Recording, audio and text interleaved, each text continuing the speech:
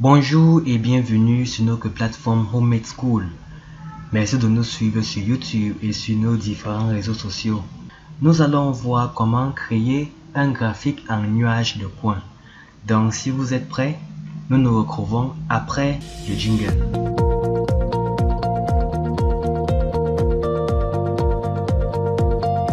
Dans la vidéo précédente, nous avons évoqué le fait que les graphiques primaires et les graphiques secondaires sont les deux types de graphiques qui peuvent être créés sur Origin Pro 2018.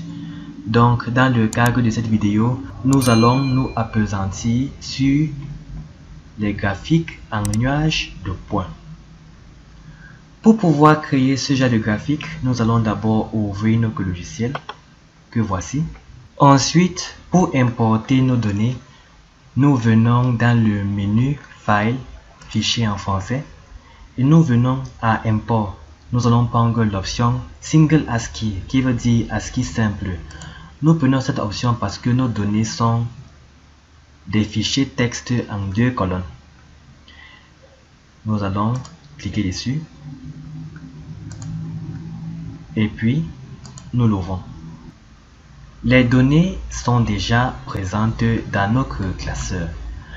Maintenant, pour pouvoir faire plotter notre graphique, nous allons sélectionner les 2 colonnes et nous venons ici, pas à ce niveau, parce que ici, ça va faire sortir un graphique linéaire.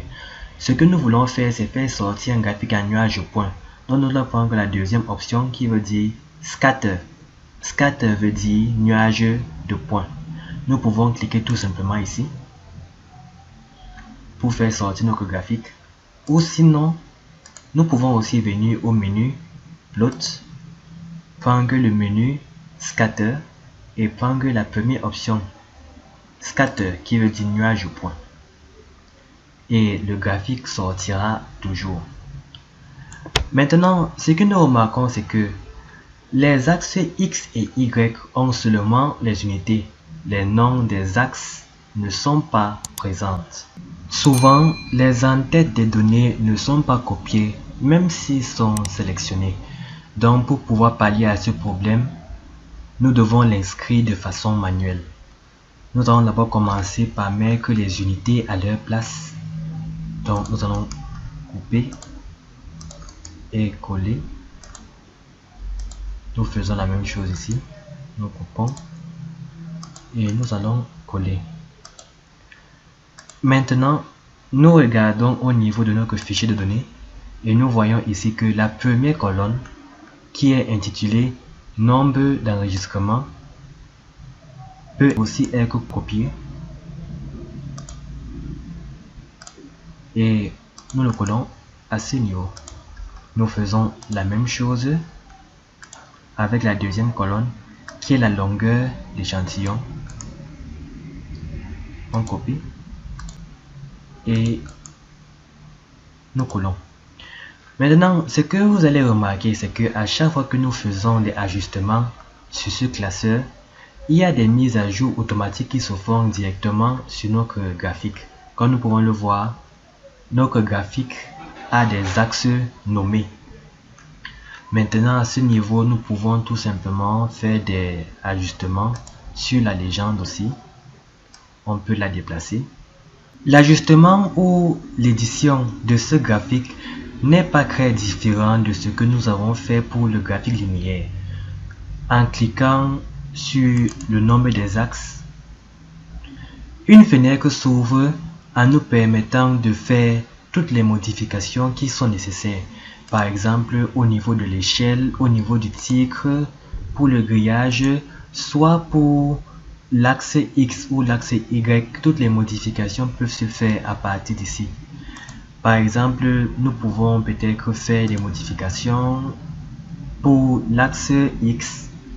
Nous voyons que les données courent de moins 2,5 jusqu'à 32,5. Nous pouvons peut-être le modifier pour qu'il soit à 0,5. Et puis, nous appliquons et nous cliquons sur OK. Là, nous voyons que par rapport à ce qu'il y avait avant, l'espace entre l'origine et la première donnée a disparu. Donc nous nous retrouvons ici avec un graphique tout à fait simple qui peut être utilisé dans nos revues scientifiques, nos publications ou juste du travail académique. Donc nous pouvons aussi faire des modifications en ce qui concerne la couleur. Peut-être que vous avez aussi envie que ce soit du rouge, du jaune, n'importe quoi. Vous pouvez choisir et puis vous appliquer et ça sortira exactement comme vous le voudrez.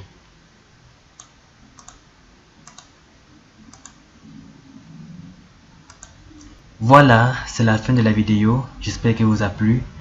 N'hésitez pas à liker et à partager cette vidéo. Si vous avez des questions, veuillez les mettre en commentaire. Et le fichier que nous avons utilisé pour pouvoir créer ce graphique sera aussi mis en description pour que vous puissiez aussi l'utiliser pour vous exercer. Sur ce, je vous dis à très bientôt.